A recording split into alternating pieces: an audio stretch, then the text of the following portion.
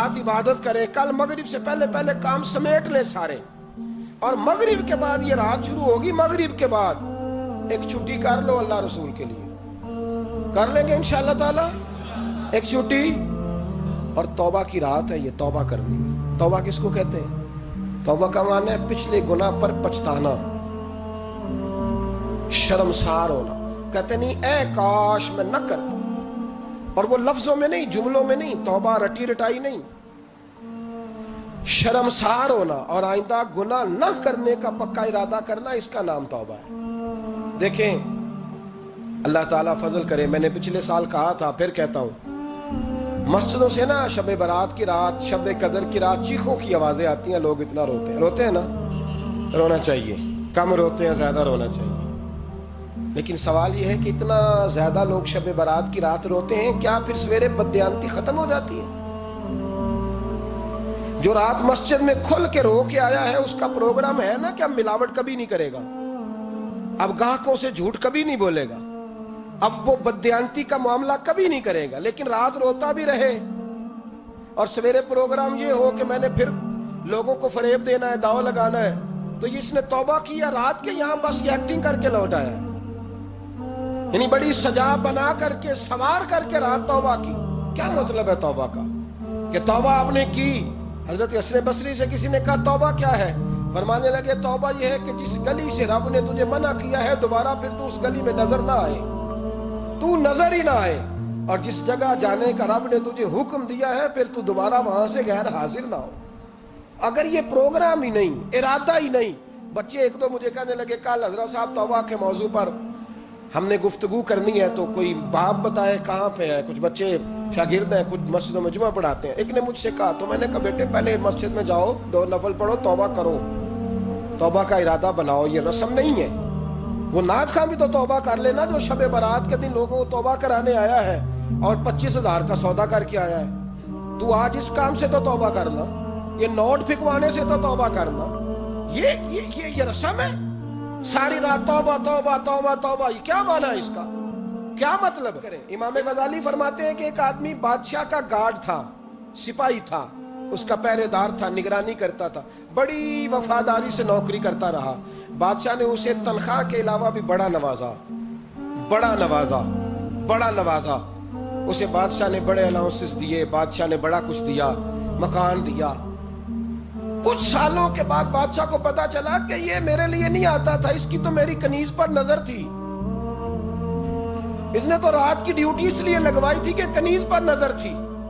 तो इमाम फरमाते हैं कि बताओ फिर वो बादशाह उसके साथ क्या सलूक करेगा, वो क्या सलूक करेगा? तो लोग कहने लगे हुजूर लगता ये है कि वो ना 4-5 हिस्सों में काट के तो कुत्तों के आगे फेंकेगा।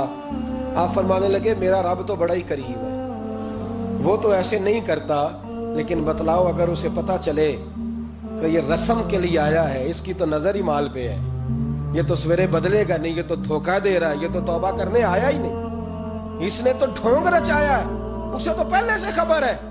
तो फिर तुम क्या उम्मीद रखते हो, फिर क्या रवैया रखते हो? शबे बारात की रात धाड़े मार मार के रोना और सुबह उसी तरह धोखा देना, उसी तरह फरेब करना, उसी तरह झूठ बोलना, उसी तरह बददियानती करना, उसी तरह लोगों को लूटना। तो ये रस्म नहीं है तौबा। तौबा तो बदल जाने का नाम है, तौबा तो फिर संवर जाने का नाम है।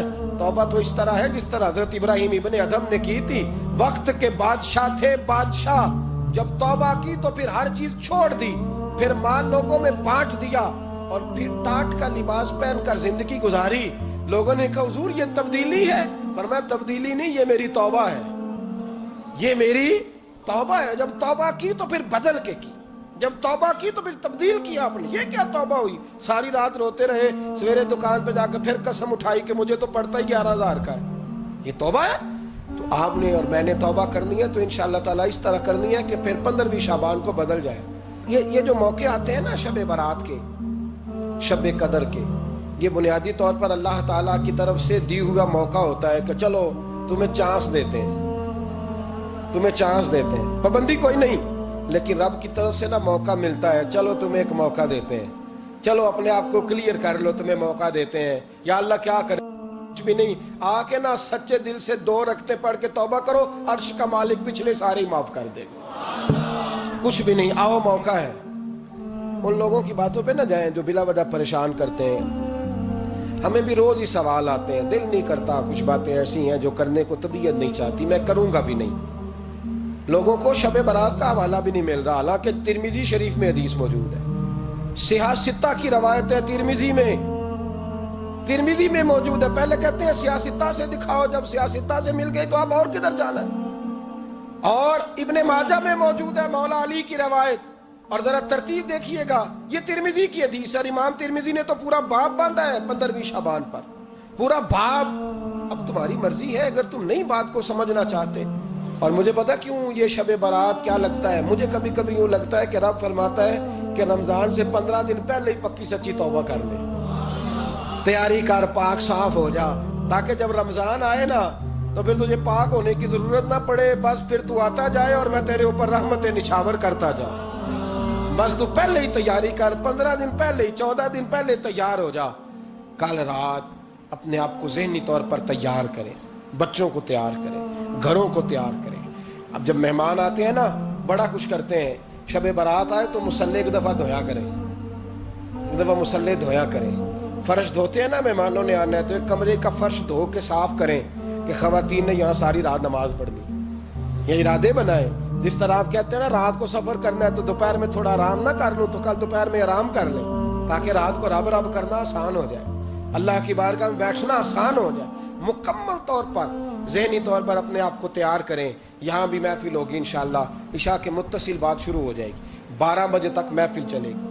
پھر 12 بجے کے بعد نماز تسبیح پڑھی جائے گی. پھر 1 بجے پھر دوبارہ آپ کو اجازت دی جائے گی, کوئی انفرادی طور پر گھنٹہ سوا اپنی الگ سے کوئی عبادت کرنا چاہے تو وہ تب بھی ممکن ہو, جیسے آپ کو موقع بنے. میں کہہ چکا ہوں, لیکن وقت ضائع نہ کرنا, گولڈن چانس ہے, اس کو مس نہ کرنا. یہ شب نجات ہے, اس کے ضرور قریب جانا. رب کریم سمجھنے کی توفیق عطا فرمائے. آخر دعوانا ان الحمدللہ.